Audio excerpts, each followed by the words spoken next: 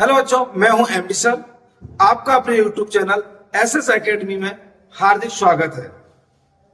Shri एमबीजन inter college में ज्ञान प्रतियोगिता यानी ज्ञान विज्ञान प्रतियोगिता जो हुई थी, उसके संपूर्ण क्वेश्चनों का पूर्ण तरह से सॉल्यूशन आपके सामने है। आप प्रत्येक क्वेश्चन को अपना आंसर करेक्टली समझ के आप जान सकते हैं कि आपने अपने पेपर में कितना स्कोर किया है। चलिए चलते हैं, बिना टाइम को वेस्ट किए हुए हम क्वेश्चन की ओर चलते हैं। पहला क्वेश्चन आपका बच्चों स्क्रीन पर है। शुष्क बर्फ है। शुष्क बर्फ किसे कहते हैं? वही शुष्क बर्फ जो है बच्चों, ठोस कार्बन डाइऑक्साइड को कहा जाता है। देखो इसमें ठोस तो है मगर कार्बन डाइऑक्साइड ये वाला है CO2। ये कार्बन मोनोऑक्साइड है, ये तो नहीं लेंगे। कौन सा आंसर है?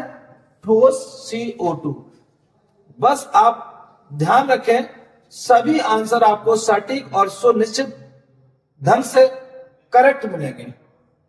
गर्मियों में घड़े का जल निम्न प्रक्रम में से किसके कारण ठंडा होता है? भाई गर्मियों में जो घड़ों में पानी भरा होता है वो ठंडा किस कारण होता है? वो होता है वाष्पीकरण। और वाष्पीकरण की जो वाष्पीकरण क्रिया होती है वो वाष्प उत्सर्जन में सम्मिलित होती है। तो इसलिए वाष्प उत्सर्जन के कारण ही घड़े का पानी ठंडा होता है। बच्चों, बर्फ का गलनांक 0 लिया जाता है, यानी बर्फ का गलनांक यानी बर्फ कितने यानी 0 पर पिघल जाती है। क्या 0 फ़ारेनहाइट होता है? क्या 0 सेल्सियस होता है? क्या होता है बच्चों? बच्चों इसका आंसर 0 सेल्सियस है। 0 सेल्सियस और फ़ारेनहाइट होता तो कितना होता है बच्चों? तो 32 फ़ारेनहाइट पे होता।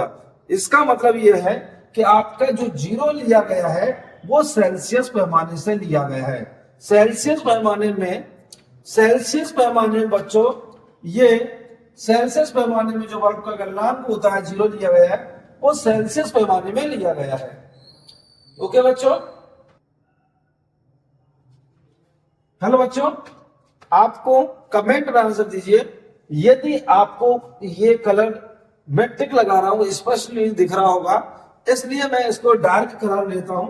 डार्क कलर के द्वारा इसके आपके आंसर देता हूं, क्योंकि अभी मैंने आंसर दिया था बर्फ का गलनांक 0 लिया गया है। तो 0 जो लिया गया है वो सेल्सियस पैमाने में होता है। बच्चों, चिप्स की थैली में भरी जाने वाली गैस।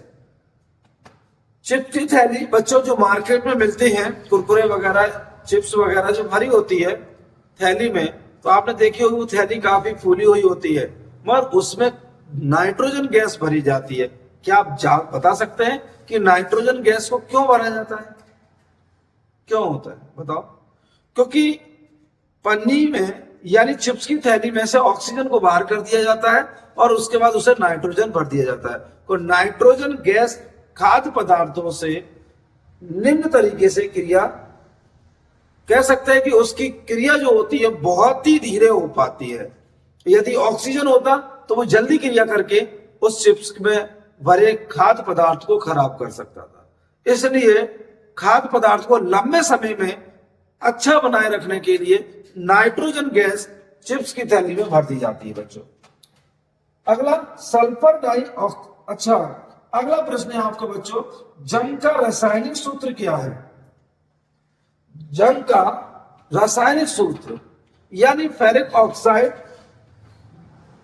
हाइड्रेट यानी जल के अणु होंगे। देखो फेरिक, ये फेरिक है मगर X जल के अणु नहीं है, ये फेरिक है, ये X जल के अणु है। क्योंकि हाइड्रेट अणु होना जरूरी होता है, क्योंकि जंग में Fe2O3 XH2O, ये आंसर आपका सटीक है बेटा। इसी के साथ बढ़ते हैं अगले प्रश्न की ओर। अगला प्रश्न आपने इतने देख लिए होंगे बच्चों। चलो अब बढ़ते हैं अगले पेज की ओर। अगला पेज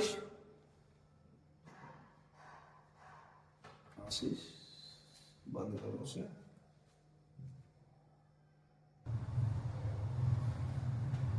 हेलो बच्चों, कुछ टेक्निक प्रॉब्लम के कारण पेज आपका लेट ओपन हुआ तो इसलिए दूसरा पेज आ चुका है। अगला क्वेश्चन आपका क्वेश्चन नंबर 7, हाइड्रोजन परमाणु की त्रिज्या कितनी होती है?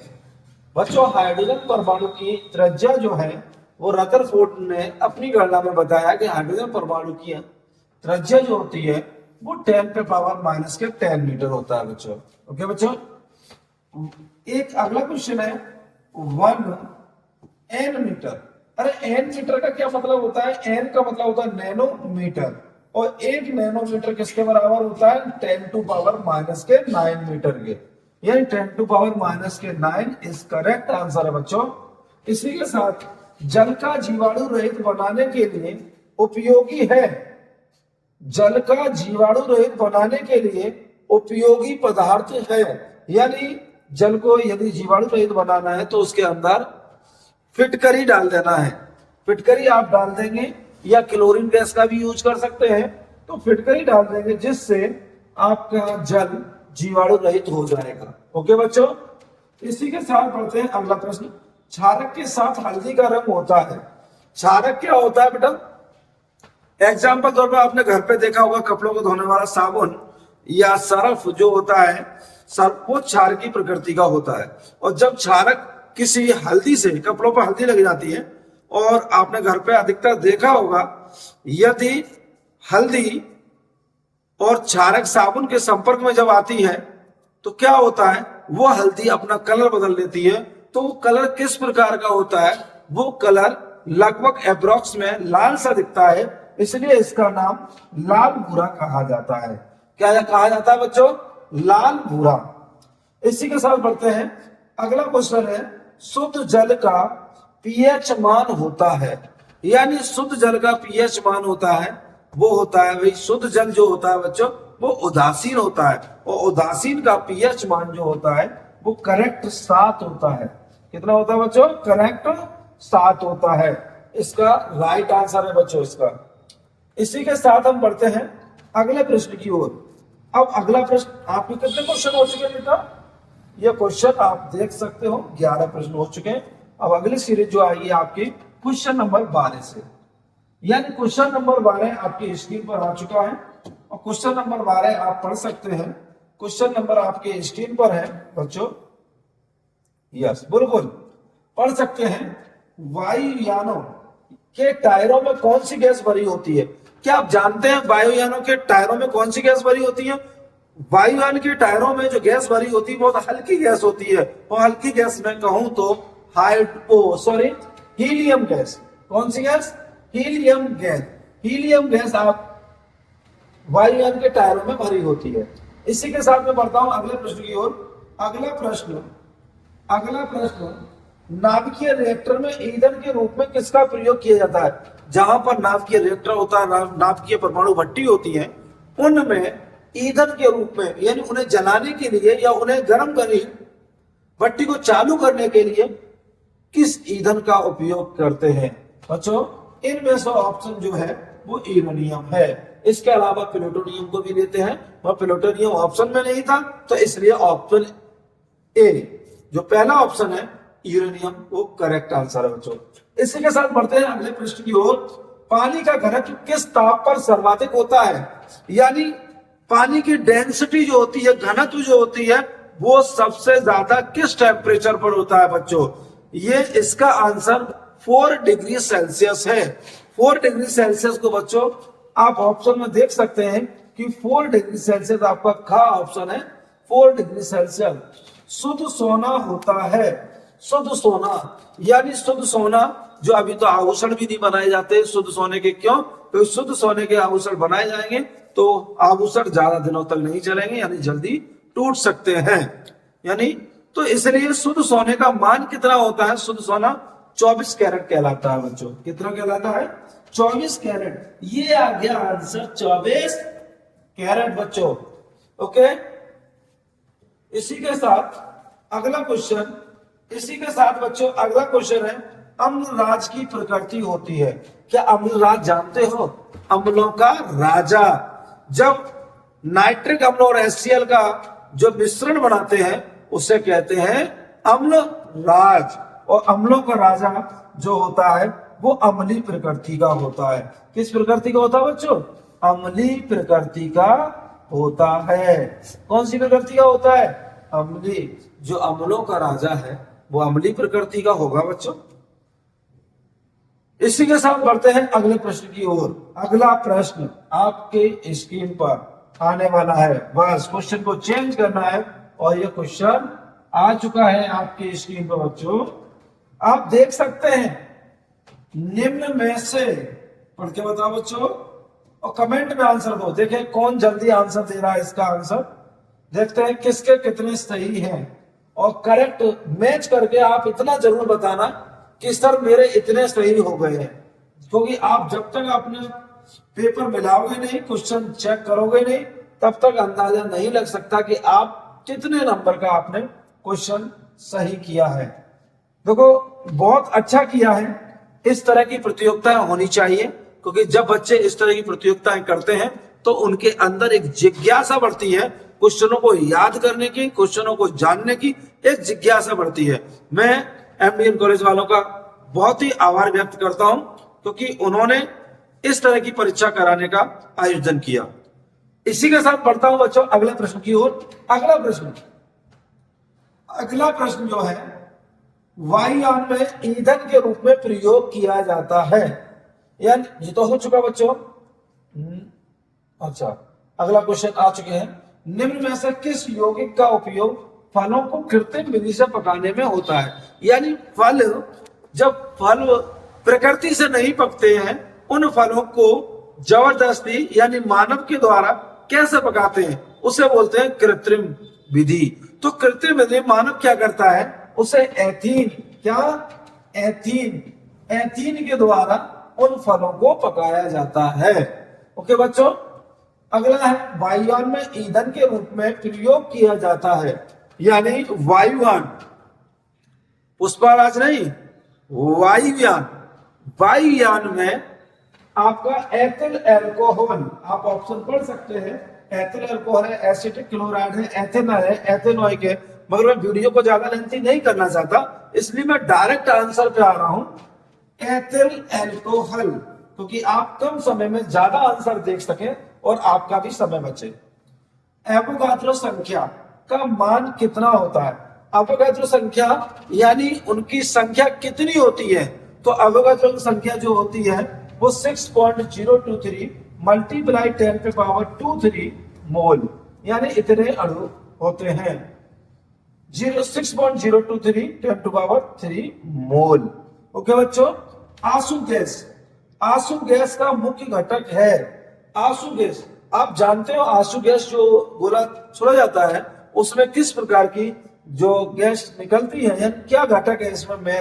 मेन क्या घटक है, किस कारण ये आंसू गैस बनता है?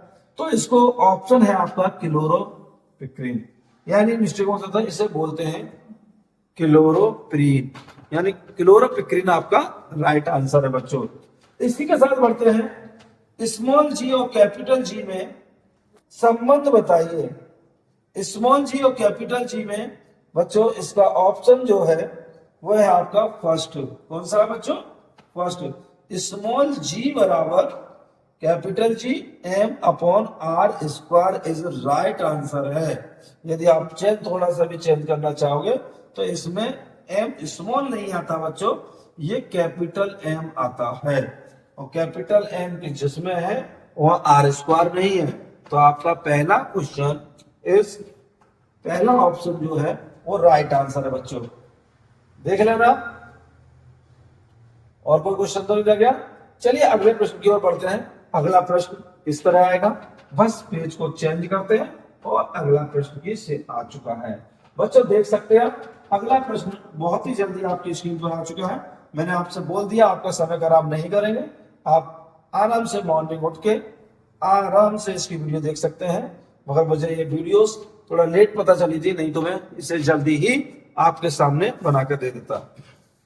एक उत्तल दर्पण की फोकस दूरी, एक उत्तल दर्पण की फोकस दूरी, एक उत्तल दर्पण की फोकस दूरी 20 सेंटीमीटर है। इसकी वक्रता त्रिज्या होगी, भाई जिसकी वक्रता त्रिज्या है, वक्रता त्रिज्या कितनी होगी? भाई फोकस दूरी 20 सेंटीमीटर है बच्चों, तो वक्रता त्रिज्या फोकस दूरी की दुगनी होती है। R बराबर 2f, और दुगनी का मतलब हो गया 20 इंटू 2 यानी 40 सेंटीमीटर। ऑप्शन देख लो भाई, टिक मार दो। 1 इलेक्ट्रॉन वोल्ट में कितने जूल होते हैं? 1 इलेक्ट्रॉन वोल्ट यानी 1 इलेक्ट्रॉन वोल्ट, एक इलेक्ट्रॉन पर आवेश होता है 1.6 इंटू 10 के 19 कूलम, और इसमें मात्रक होता है और विभव का होता है 1 वोल्ट। दोनों का मल्टीप्लाई कर दो, कितना आएगा? 1.6 इंटू 10 के 19 जूल। तो 1.6 इंटू 10 के 19 जूल। आपको यदि जुमला दिख रहा होगा तो आप क्वेश्चन को पहचान सकते हैं, और ये पहला है 1.6 मल्टीप्लाई 10 के 19 जूल। संवेग परिवर्तन की दर होती है, आप जानते हैं संवेग परिवर्तन की दर कैसे है? तो आपको नहीं पता तो मैं आपको बताता हूं। संवेग परिवर्तन की दर बल को कहते हैं। किसे कहते हैं? बल को। देखो संवेग परिवर्तन की दर होता है delta M B upon delta T, संवेग परिवर्तन की दर। मगर आपको बताएं यहां से थोड़ा सा भी चेंजिंग कर लोगे तो delta B upon delta T, और जी क्या होता है बच्चों? वेग परिवर्तन की दर त्वरण कहलाती है, और इसीलिए हम m इंटू ए, और m इंटू बल किसका फॉर्मूला होता है बच्चों? किसका फॉर्मूला होता है? बल का। आ गया आंसर बल। ओके बच्चों, टिक लगा दिया हमने। बिल्कुल। स्वस्थ नेत्र के लिए स्पष्ट दृष्टि की न्यूनतम दूरी कितनी होती है बच्चों? स्वस्थ नेत्र के लिए, जो स्वस्थ नेत्र होता है उसकी न्यूनतम दूरी 25 सेंटीमीटर। आपके ऑप्शन आपके सामने होगा, आप चेक करके तुरंत टिक लगा सकते हो। 25 सेंटीमीटर। मुझे उम्मीद है कि आपके ये आंसर आपका सही आया गया होगा। किस धातु की ऊष्मा चालकता सर्वाधिक होती है? किस ऊष्मा चालकता सर्वाधिक होती है धातु की? और धातु की बात करें तो इसमें सबसे सुचालक जो धातु होती है सर्वाधिक चालकता सर्वाधिक होती है वो होती है आपकी चांदी। क्या होती है बच्चों? चांदी। आप देख सकते हैं, और टिक लग चुके हैं। इसी के साथ मैं अगले प्रश्न की ओर बढ़ता हूं।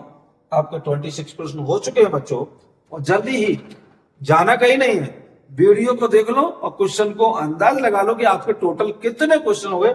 आप कम काउंट करके कमेंट में जरूर आंसर दें बच्चों। आपका क्वेश्चन आपकी स्क्रीन पर आ चुका है। चंद्रमा से देखने पर आकाश दिखाई देता है। चंद्रमा से देखने पर आकाश दिखाई देता है, कैसा दिखाई देता है बच्चों? चंद्रमा से देखने पर आकाश जो दिखाई देता है उसे कमेंट में आंसर दें। नहीं, कैसे दिखाई देता है? बिल्कुल सही आंसर है आपने काला। यदि चंद्रमा से देखने पर चंद्रमा से देखने पर आकाश जो दिखाई देता है वो काला दिखाई देता है। इसी के साथ अगला प्रश्न है आपका, 1 किलोवाट घंटा में जूल की संख्या होगी। अब जानते हैं 1 किलोवाट घंटा जूल कैसे निकालते हैं? भाई 1 किलोवाट घंटा, आप बता दें 1 किलोवाट का मतलब होता है 1000 वाट, और इंटू 1 घंटे में जो सेकेंडें होती हैं वो होती है 60 इंटू 60 यानी 3600। जब इसे मल्टीप्लाई करोगे तो आ जाएगा 3.6 इंटू 10 टू पावर कितना हो जाएगा? 3 2 5 36 3.6 बच्चों। हाँ, इसमें थोड़ा आंसर भी थोड़ा मिस्टेक आ रही है, ध्यान रखना। अब आराम से सही कर लेना। कोई 3.6 10 टू पावर 6 जूल, ठीक है? क्योंकि आपका आंसर ये 3.36 अच्छा है, ऑप्शन में है बच्चों। बिल्कुल 3.6 लिख सकते हो, या फिर आंसर इस तरह लिख सकते हो बच्चों 36 इंटू 10 पे पावर 36 इंटू 10 पे पावर 5 जूल लिख सकते हैं। तो 36 इंटू क्वेश्चन खा है आपका ऑप्शन 36 मल्टीप्लाई 10 पे पावर जूल। ओके बच्चों, ताप को बढ़ाने पर किसकी चालकता का प्रतिरोध? भाई ताप बढ़ेगा तो उसका प्रतिरोध बढ़ता है। आपने देखा हो किसी तार का जब गर्म होता है तो अधिक प्रतिरोध के कारण वो गर्म होने लगता है। इसका मतलब ये है कि अधिक टेम्परेचर होगा वो तार टूट सकता है, जल सकता है। तो ताप बढ़ाने पर किसी की चालकता बढ़ती है।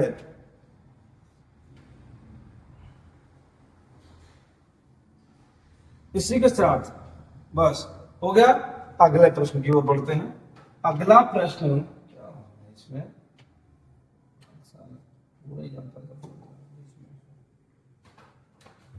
फिर टेक्निकल इशू, पेज बदल जाता है बच्चों, तो इसी पेज को दोबारा ओपन करते हैं।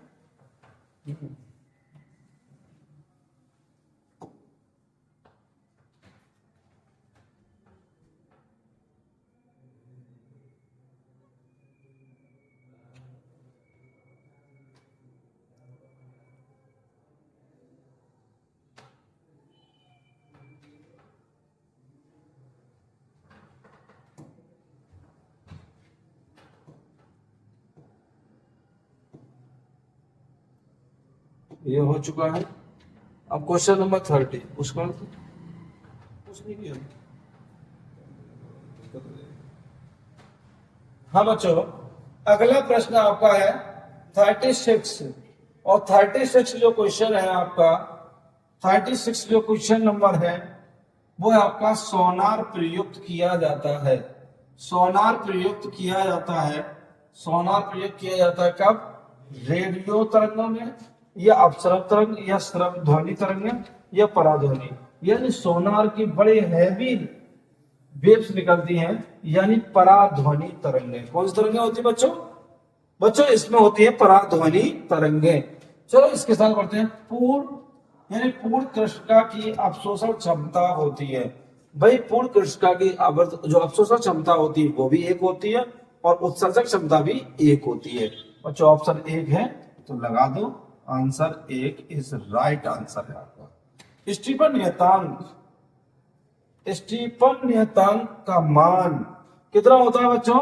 इसका मान जो होता है 10⁻⁸ होता है, 5.67। तो कोई मिल गया आंसर, यानी ऑप्शन गा 5.67 इंटू 10⁻⁸ वाट प्रति मीटर स्क्वायर। ओके बच्चों, यस बिल्कुल सही। इसके बाद पढ़ते हैं अगले क्वेश्चन के लिए। अगला क्वेश्चन, अगला प्रश्न है आपका, अगला प्रश्न आपके स्क्रीन पर है। तो अगला प्रश्न क्या है?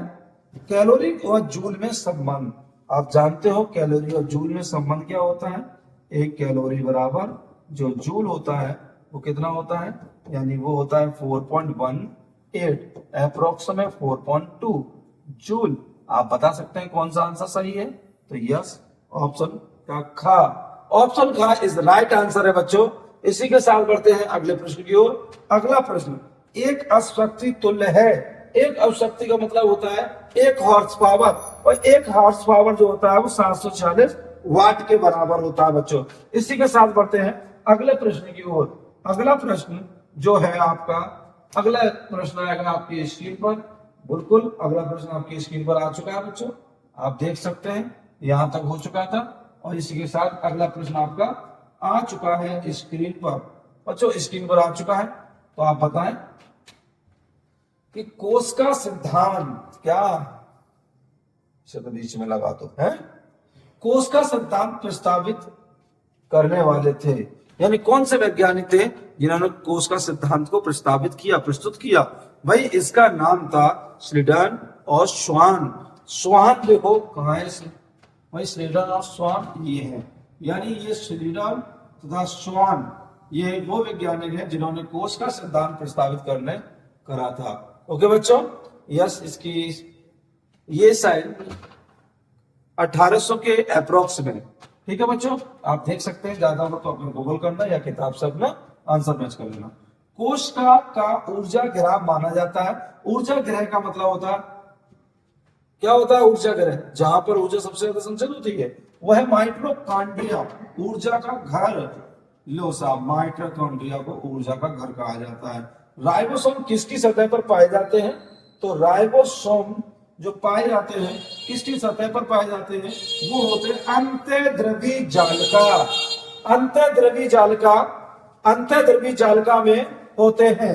यस, इसी के साथ पित्तरस का स्राव होता है। पित्तरस का स्राव होता है बच्चों, पित्तरस का स्राव होता है, किससे होता है? पित्ताशय से, पित्ताशय से होता है। यस, पित्ताशय से होता है। अगला क्वेश्चन है आपका, अमाशय के जठर में प्रोटीन का पाचक एंजाइम्स होता है।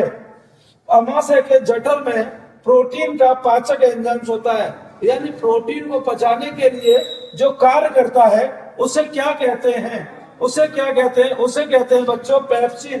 प्रोटीन जो है पचाने के काम में आती है बच्चों, पचाने के काम में, यानी प्रोटीन का जो पाचन करता है वो आपका पेप्सिन होता है। ओके बच्चों, इसी के साथ अगले प्रश्न की ओर बढ़ते हैं। अगला प्रश्न, इंसुलिन नामक हार्मोन स्रावित होता है, यानी इंसुलिन नामक जो हार्मोन है वो कहां से निकलता है, कहां से स्रावित होता है? तो इंसुलिन जो नामक हार्मोन है वो अग्न्याशय से स्रावित होता है, अग्न्याशय से स्रावित होता है। यस, अगला प्रश्न, अगला प्रश्न,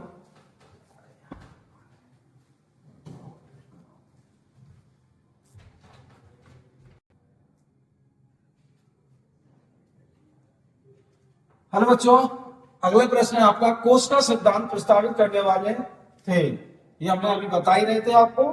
यस बिल्कुल, यानी ये पेज आपका हो चुका था, अंतःस्रावी द्रव्य, और इसमें पित्ताशय, और इसमें पेप्सिन, और इसका अग्न्याशय, यानी ये क्वेश्चन हो चुके थे। अब अगले प्रश्न की ओर बढ़ते हैं। अगला प्रश्न है आपका पादप हार्मोन्स। पादप हार्मोन्स में, यानी पादप हार्मोन्स, कौन कौन से हार्मोन्स होते हैं पादपों में? तो हार्मोन्स जो है बेटा ऑक्सिन, जिब्रेलिन, साइटोकाइनिन और भी होते हैं बच्चों, यानी ये पादप हार्मोन्स हैं। सबके सब आंसर होगा आपका ये सभी इस राइट आंसर होगा बच्चों, ये सभी। ओके, बाष्प उत्सर्जन की क्रिया किसके द्वारा होती है? स्टोमेटा, यानी पत्तियों में छिद्र होते हैं ना, स्टोमेटा, तो स्टोमेटा के द्वारा वाष्प उत्सर्जन की प्रक्रिया होती है। यस बिल्कुल। अगला, डीएनए में नहीं पाया जाता,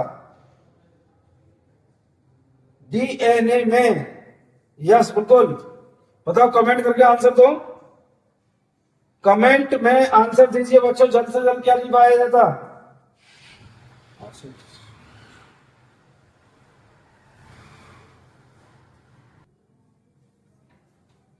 डीएनए में नहीं पाया जाता बच्चों, तो डीएनए में थाइमिन होता है, एडेनिन होता है, साइटोसिन होता है, वहां यूरोसिन नहीं पाया जाता है बच्चों, इसलिए ऑप्शन घ जो है यूरोसिन इस करेक्ट आंसर हो जाएगा।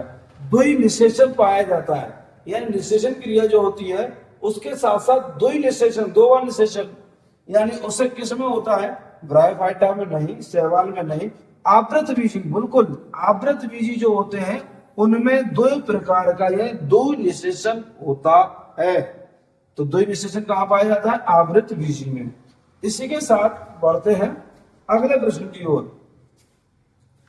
अगला प्रश्न आपका, यस बच्चों बिल्कुल, अगला प्रश्न है आपका, अमोनिया का यूरिया में परिवर्तन करता है। बताओ भाई, अमोनिया का यूरिया में कौन परिवर्तन करता है? वो होता है यकृत। कौन सा है भाई बच्चों? यकृत आंसर इज राइट आंसर है बच्चों, यकृत। चलिए बच्चों, इसी के साथ बढ़ते हैं अगले प्रश्न की ओर। अगला प्रश्न है आपका स्क्रीन पर 52वां क्वेश्चन आ चुका है आपका। 52वां क्वेश्चन है, लाल रक्त, यस बिल्कुल, लाल रक्त कण का है आरबीसी का निर्माण होता है। तो आरबीसी कहां बनते हैं? ब्लड में आरबीसी कहां निर्माण होता है? वो होता है अस्थि मज्जा में। किसमें होता है बच्चों? अस्थि मज्जा में। पत्तियों के द्वारा निम्न में कायिक प्रबंधन होता है, यानी कायिक जनन होता है। किसमें होता है? ब्रायोफिल्लम। ब्रायोफिल्लम किसे कहते हैं? अजूबा। अजूबा है जिसकी पत्तियां होती हैं, वो पत्तियों के द्वारा जनन होता है, तो उसका दूसरा नाम, यानी उसे ब्रायोफिल्लम भी कहते हैं। निम्न में से मुकुलन पाया जाता है। मुकुलन किसमें पाया जाता है? ईस्ट और हाइड्रा में। तो ईस्ट तो ऑप्शन नहीं है बच्चों, हाइड्रा ऑप्शन है, तो हाइड्रा में पाया जाता है।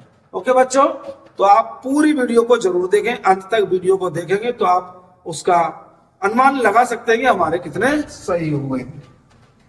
अमीबा तथा पैरामीशियम। अमीबा तथा पैरामीशियम है कि एनिलिडा, प्रोटोजोआ, आर्थ्रोपोडा, या ये दोनों के दोनों जो है अमीबा भी और पैरामीशियम भी प्रोटोजोआ में आते हैं। क्या है इसका आंसर? प्रोटोजोआ। वर्गीकरण की सबसे छोटी इकाई, वर्गीकरण की सबसे छोटी इकाई बच्चों जो होती है वो है जाति। ऑप्शन में हो तो ठीक लगा, ऑप्शन का इस जात। ओके बच्चों, यस। इसी के साथ अगला प्रश्न, अगला प्रश्न है आपकी स्क्रीन पर, अगला प्रश्न आपकी स्क्रीन पर है बच्चों। यस यस बिल्कुल, हाँ अगला प्रश्न के साथ साथ आपका लास्ट पेज आने वाला है। बिल्कुल टेक्निकल प्रॉब्लम आ जाती है मगर थोड़ा बहुत है, कोई दिक्कत नहीं।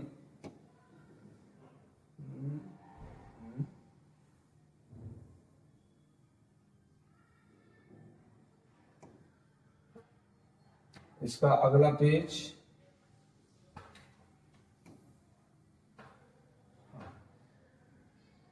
बिल्कुल अगला पेज आ चुका है बच्चों। यस बिल्कुल, अगला पेज आपका आ चुका है।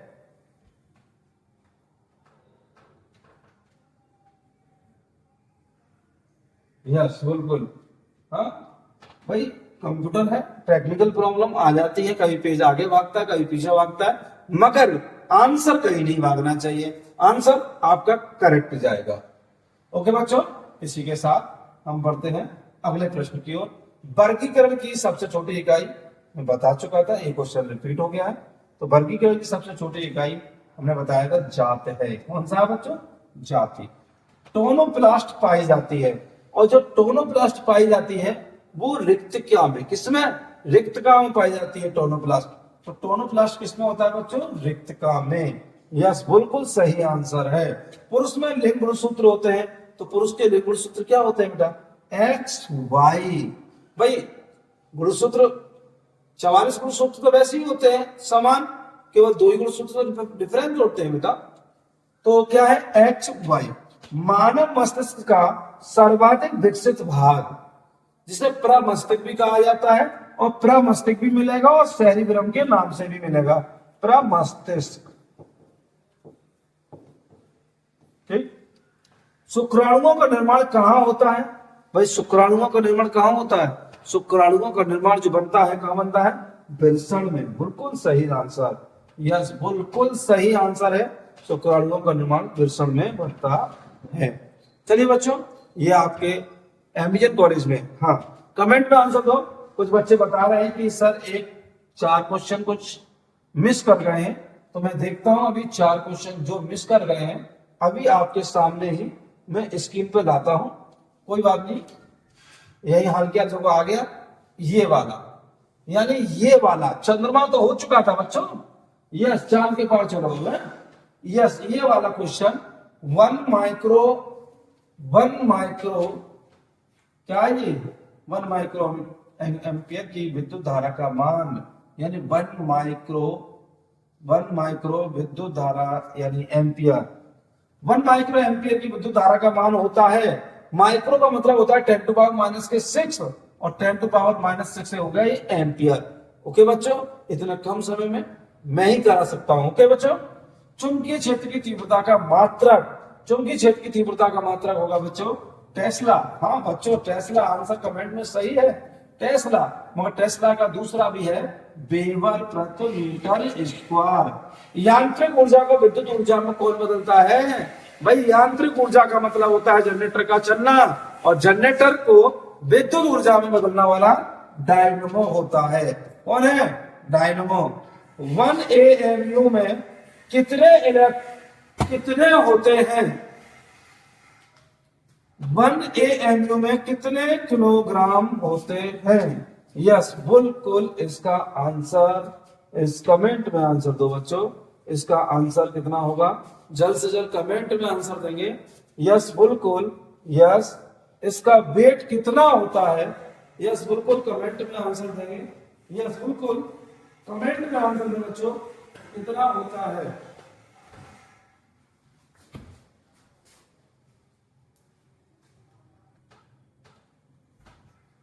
हाँ बच्चों, अगला क्वेश्चन जो है इसमें 1 AMU में कितने किलोग्राम होते हैं, यानी एक एटॉमिक मास यूनिट में कितने किलोग्राम होते हैं बच्चों। तो इसका आंसर है 1.6 मल्टीप्लाई 10⁻⁻27 kg।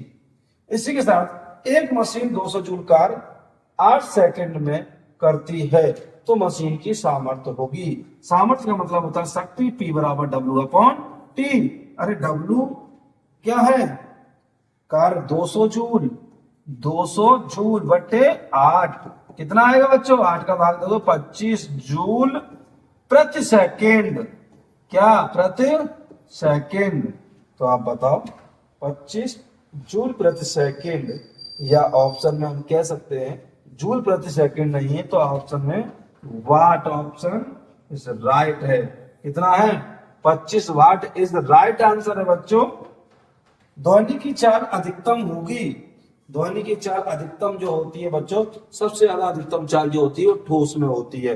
अब देखो यहाँ पर हाइड्रोजन गैस है, कम होती है, रुधिर द्रव है, जल है, ग्रेनाइट एक ठोस पत्थर होता है ग्रेनाइट, और इसमें सबसे ज्यादा ध्वनि की चाल होती है। आप देख सकते हैं यदि आपको, ओके बच्चों, सारे क्वेश्चन आपके सॉल्व हो चुके हैं। यस, मेरे चैनल को सब्सक्राइब कीजिए और शेयर कीजिए। सब्सक्राइब कर लोगे चैनल को तो आपको बोर्ड एग्जाम की पूरी तैयारी यहाँ फ्री और विश्वास के साथ कराई जाती है, क्योंकि यहाँ से पढ़ने वाला बच्चा आपका टॉपर बनता है। तो इसलिए आप हमारे चैनल को सब्सक्राइब करें, वीडियो को शेयर करें और लाइक करें। जय हिंद दोस्तों।